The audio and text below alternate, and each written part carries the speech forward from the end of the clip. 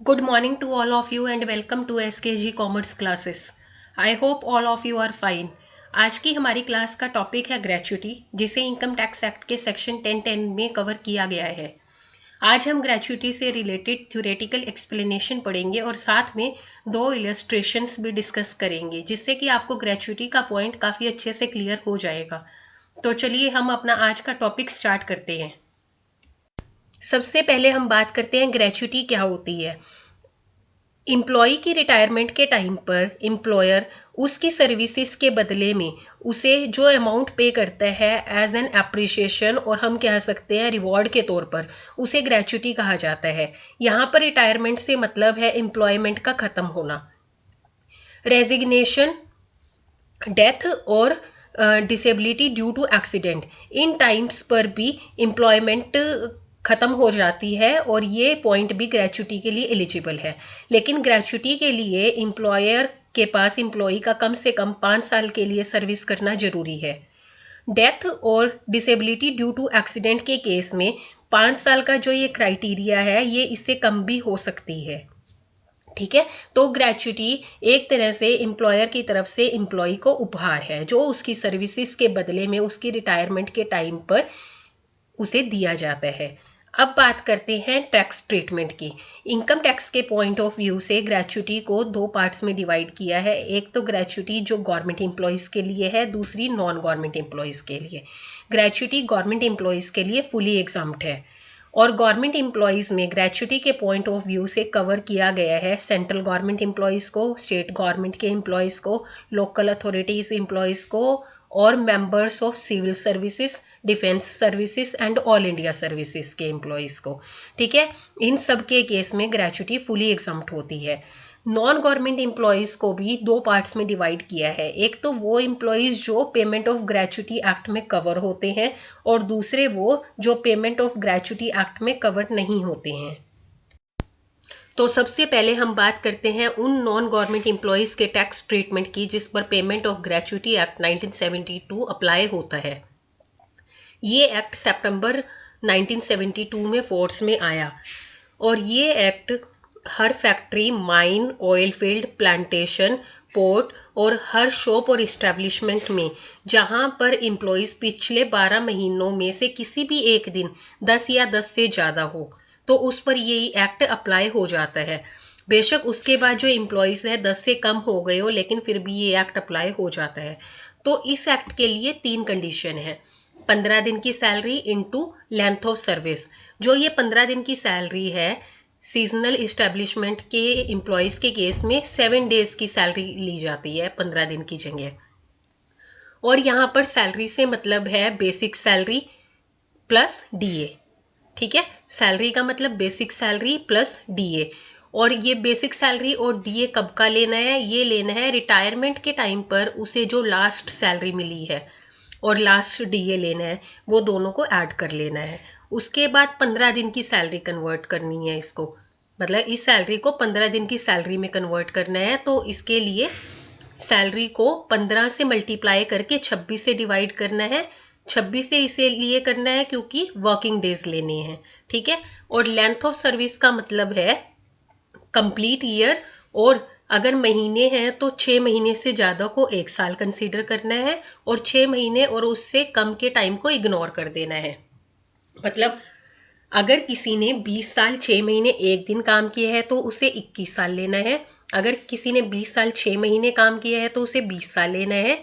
और अगर किसी ने 20 साल 5 महीने 29 दिन काम किया है तो भी उसे भी 20 साल लेना है। सेकंड है 20 लाख। ये एक मैक्सिमम अलाउड ग्रेच्युटी की लिमिट है, मतलब जो ग्रेच्युटी है इससे ज़्यादा कभी भी अलाउड नहीं की जा सकती। 29 सितंबर 2018 से पहले ये 10 लाख थी और 20 लाख की लिमिट। इसके लिए एक बात हमें हमेशा ध्यान में रखनी है कि मान लीजिए अगर कोई एम्प्लॉय एक ही साल में 2 जगह से ग्रेच्युटी रिसीव करता है और हमें उसकी ग्रेच्युटी की कैलकुलेशन करनी है, तो जो उस साल की मैक्सिमम लिमिट होगी वो 20 लाख होगी। जो ये 20 लाख है, ये पूरी लाइफ की एक एम्प्लॉय की ग्रेच्युटी की मैक्सिमम लिमिट है।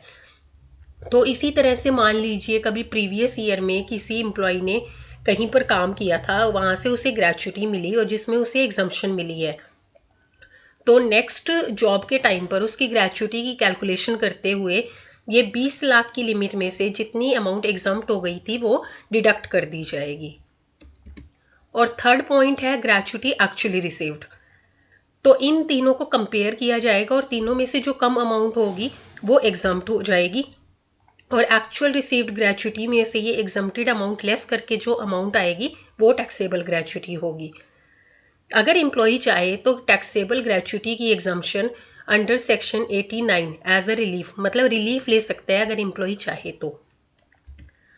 अब बात करते हैं पीस रेटेड एम्प्लॉई की। पीस रेटेड एम्प्लॉई वो एम्प्लॉई है जिसको वेज मिलते हैं पर यूनिट बेस पर, ठीक है, उनको यूनिट बेस पर वेजेस मिलते हैं। तो उनकी एवरेज वेजेस निकालने का मेथड ये होगा कि उनके 3 महीने के टोटल वेजेस ऐड कर लेने हैं और इसमें ओवर टाइम वेजेस को ऐड नहीं किया जाएगा।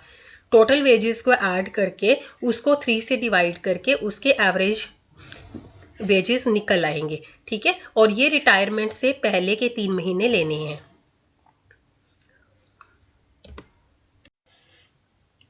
तो इसके लिए हम आपके साथ एक एग्जाम्पल डिस्कस करते हैं। इस केस में क्या है, मिस्टर एक्स जो है वो एक एबीसी फॉर्म में काम करते हैं और पेमेंट ऑफ ग्रेच्युटी एक्ट 1972 में कवर्ड है, और रिटायरमेंट उनकी 28 जनवरी 2021 को हुई है। उस टाइम पर उनको 4,05,000 रुपये की ग्रेच्युटी मिली है। रिटायरमेंट के टाइम पर उनकी बेसिक सैलरी 22,500 रुपये की है। डीए जो है 5,000 है, जिसमें से 2,500 50% का जो डीए है वो रिटायरमेंट पर्पस के लिए सैलरी का पार्ट है, ठीक है, और जो सर्विस का उसका ड्यूरेशन है वो 15.5 साल का है। हमें ग्रेच्युटी चार्जेबल टू टैक्स देखनी है। तो देखिए सबसे पहले हमें ये देखना है कि क्या एम्प्लॉई है जो वो पेमेंट ऑफ ग्रेच्युटी एक्ट में कवर्ड है। हाँ, ये employee payment of gratuity act में कवर्ड है। तो पहला पॉइंट तो जो हमने पहले भी डिस्कस किया था, हमें क्या लेना है, 15 डेज की salary into complete year of service और पार्ट। यहाँ पर देखिए 15/26 कर लिया इंटू बेसिक पे प्लस डीए। बेसिक पे 22,500 है और डीए 5,000। डीए में हमें कुछ नहीं देखना कि वो एम्प्लॉय मतलब रिटायरमेंट के लिए सैलरी का पार्ट है या नहीं, डीए हमें एज अ होल लेना है। 22,500 और 5,000 इसको जोड़ लिया 27,500। और कंप्लीट ईयर ऑफ सर्विस में हमने क्या बात की थी कि 6 महीने और उससे कम के टाइम को इग्नोर कर देना है। तो 15 साल 6 महीने में 6 महीने इग्नोर कर देंगे, सिर्फ 15 साल को कंसिडर किया जाएगा। तो इसका कैलकुलेशन करके अमाउंट आया 2,37,981। सेकेंड पॉइंट में हमारी लिमिट कितनी फिक्स की गई है, 20 लाख की। और थर्ड पॉइंट में एक्चुअली उसे कितनी ग्रेच्युटी रिसीव हुई है, 4,05,000 की। तो इन तीनों को कंपेयर करेंगे और जो सबसे कम अमाउंट होगा वो एग्जम्प्टेड फ्रॉम टैक्स हो जाएगा। तो सबसे कम अमाउंट कितना है, 2,37,981। ये अमाउंट एग्जम्प्ट हो जाएगा टैक्स से। और जो एक्चुअल रिसीव अमाउंट है उसमें से ये अमाउंट 2,37,981 लेस कर जो अमाउंट आएगा वो अमाउंट टैक्सेबल ग्रेच्युटी कहलाएगा। और अगर एम्प्लॉय चाहे तो वो अंडर सेक्शन 89 इस पर रिलीफ ले सकता है टैक्स का, ठीक है। अब बात करते हैं उन नॉन गवर्नमेंट एम्प्लॉयज की जो पेमेंट ऑफ ग्रेच्युटी एक्ट 1972 में कवर्ड नहीं है। उनके केस में पहला, दूसरा और तीसरा पॉइंट सेम रहेगा। पहले पॉइंट में क्या है, half of average monthly salary लेनी है और each complete year of service लेना है। लेंथ ऑफ सर्विस का मतलब each complete year of service लेना है, लेकिन मंथ्स को इग्नोर कर देना है। जैसे इससे पिछले वाले में तो हम क्या करते थे, 6 महीने से ऊपर वाले मंथ्स को 1 साल मान लेते थे, लेकिन यहाँ पर मंथ्स को टोटली इग्नोर कर देना है। और सैलरी का मतलब यहाँ पर है बेसिक सैलरी, डीए इफ का मतलब अगर टर्म्स ऑफ एम्प्लॉयमेंट उसको प्रोवाइड मतलब अलाउ करती है फॉर रिटायरमेंट पर्पस, ठीक है। और कमीशन जो टर्नओवर पर फिक्स परसेंटेज है, ओके। तो हमें क्या क्या लेना है सैलरी में, बेसिक सैलरी, डीए इफ और कमीशन ऑन टर्नओवर। उसके बाद ये तो आ गई सैलरी। सैलरी के बाद उसको एवरेज कैसे करना है, एवरेज करने के लिए जो सैलरी का कैलकुलेशन है वो कैसे होगा, रिटायरमेंट वाले मंथ से पिछले 10 महीने, मतलब रिटायरमेंट वाले मंथ को इग्नोर करके उससे पिछले 10 महीनों की सैलरी को प्लस करके उसको 10 से डिवाइड करना है, इससे हमारी एवरेज मंथली सैलरी आ जाएगी। ठीक है, 20 लाख का लिमिट वही जो पिछले में था, और ग्रेचुटी एक्चुअली रिसीव्ड जैसे पिछले वाले पॉइंट में था। जो इन तीनों में कम होगा वो एग्जाम्प्ट हो जाएगा, और एक्चुअली रिसीव्ड में से एग्जाम्प्ट अमाउंट घटा देंगे तो टैक्सेबल अमाउंट आ जाएगा। तो चलो हम एक इलस्ट्रेशन डिस्कस करते हैं। मिस्टर एक्स है जो एक एबीसी कंपनी में काम करता है, और उसकी जो रिटायरमेंट है 28 जनवरी 2021 को हुई है, और उसे उस दिन 4,05,000 रुपये की ग्रेचुटी मिली है। बाकी इन्फॉर्मेशन दी गई है कि बेसिक सैलरी जब वो रिटायर हुआ है उससे 70,000 रुपये पर मंथ मिलती है, लेकिन उसे 1 अक्टूबर 2020 को 10,000 रुपये का इंक्रीमेंट मिला है। मतलब 1 अक्टूबर 2020 से पहले उसे 60,000 रुपये पर मंथ मिलता था, और 1 अक्टूबर 2020 से उसे 70,000 रुपये पर मंथ मिलता है। डीएनएस अलाउंस उसको 5,000 रुपये पर मंथ मिलता है, जिसमें से 60% है जो सैलरी का पार्ट है रिटायरमेंट पर्पस के लिए। मतलब 3,000 रुपये रिटायरमेंट पर्पस के लिए सैलरी का पार्ट है, 5,000 का 60%। और जो कमीशन है टर्नओवर पे 6% है, और टर्नओवर कितना है 1,20,000। टर्नओवर कितना है 1,20,000। और जो लेंथ ऑफ सर्विस है वो 15.5 साल की है। मतलब उसने जॉब कितने साल कर ली, 15.5 साल। हमें बतानी है ग्रेचुटी जो चार्जेबल टू टैक्स है, अगर मिस्टर एक्स है जो पेमेंट ऑफ ग्रेचुटी एक्ट 1972 में कवर नहीं है। ठीक है, तो चलिए स्टार्ट करते हैं। सबसे पहला पॉइंट क्या है, half of average monthly salary for each complete year of service ignoring months. मतलब जो 15.5 साल है लेंथ ऑफ सर्विस, उसे 15 साल ही मानना है, मंथ को इग्नोर कर देना है। और एवरेज मंथली सैलरी का मतलब क्या है, जैसे हमने पीछे भी पढ़ा था कि रिटायरमेंट वाले मंथ से पिछले 10 महीनों की सैलरी जोड़ के डिवाइडेड बाय 10 कर देना, वो आ जाएगी एवरेज मंथली सैलरी। और यहाँ पर सैलरी से हमारा मतलब क्या है, बेसिक सैलरी। डीए इफ का मतलब जो रिटायरमेंट का पार्ट है, रिटायरमेंट पर्पस के लिए सैलरी का पार्ट है, और कमीशन ऑन टर्नओवर। ठीक है, तो इसकी कैलकुलेशन देखते हैं। तो देखो, इसको जो बेसिक सैलरी है वो कितनी है, 1 अक्टूबर से 70,000 रुपये पर मंथ। तो अक्टूबर नवंबर दिसंबर 3 महीने के लिए उसे कितना मिला, 70,000 रुपये पर मंथ। तो 3 महीने की 2,10,000 रुपये हो गई। और उसके पहले उसे कितने मिलती थी, 60,000। टोटल हमें कितने चाहिए, 10 महीने। 3 महीने की उसकी हो गई, तो 7 महीने की उसे कितने के हिसाब से मिली, 60,000 रुपये पर मंथ के हिसाब से। तो 60,000 रुपये पर मंथ के हिसाब से 7 महीने का कितना बना, 4,20,000। तो 10 महीने की टोटल बेसिक सैलरी कितनी बनी, 2,10,000 प्लस 4,20,000 कितनी हो गई, 6,30,000। डीएनएस अलाउंस है जो 5,000 का 60% लेंगे, क्योंकि डीए इफ लेना होता है इसमें। तो ये हो गया 3,000, और 10 महीने का 30,000। इसके बाद कमीशन ऑन टर्नओवर। टर्नओवर कितना है, 1,20,000, उस पर कमीशन कितना है, 6%। और ये जो कमीशन है ये 6% टर्नओवर पे है, और ये टर्नओवर पूरे साल का है। तो हमें 10 महीने का निकालने के लिए जो अमाउंट आएगा उसका 10 डिवाइडेड बाय 12 कर देना है। तो कमीशन कितना आ गया, 6,000। तो उसकी 10 महीने की टोटल सैलरी कितनी आ गई, 6,30,000 प्लस 30,000 प्लस 6,000, टोटल हो गया 6,66,000 रुपया। अब हमें निकालनी है इसकी एवरेज मंथली सैलरी। तो 6,66,000 को 10 से डिवाइड कर देंगे, उसकी आ गई एवरेज मंथली सैलरी।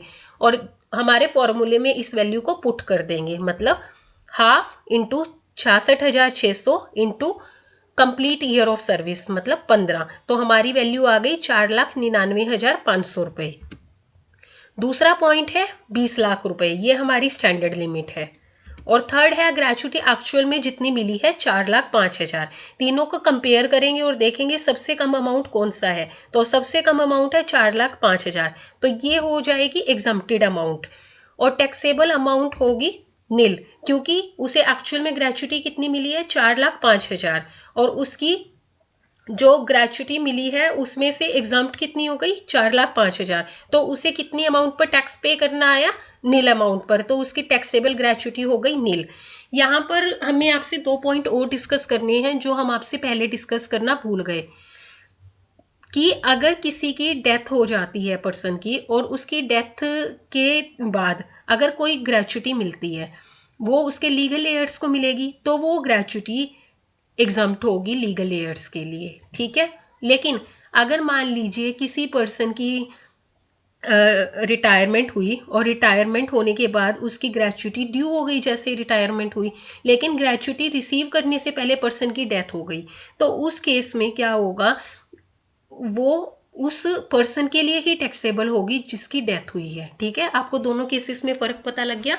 एक तो केस ये हुआ कि पर्सन रिटायर हो गया, रिटायर होने के बाद ग्रेच्युटी मिलने से पहले, मतलब ग्रेच्युटी ड्यू तो हो गई लेकिन मिलने से पहले उसकी डेथ हो गई, तो वो पर्सन के लिए ही टैक्सेबल होगी। लेकिन अगर पर्सन की डेथ के बाद ही ग्रेच्युटी ड्यू होती है, मतलब वैसे वो पर्सन रिटायर नहीं होने वाला था लेकिन उसकी डेथ के कारण उसे ग्रेच्युटी मिली है, तो वो ग्रेच्युटी लीगल एयर्स को मिलेगी और वो लीगल एयर्स के लिए एग्जम्प्ट होगी।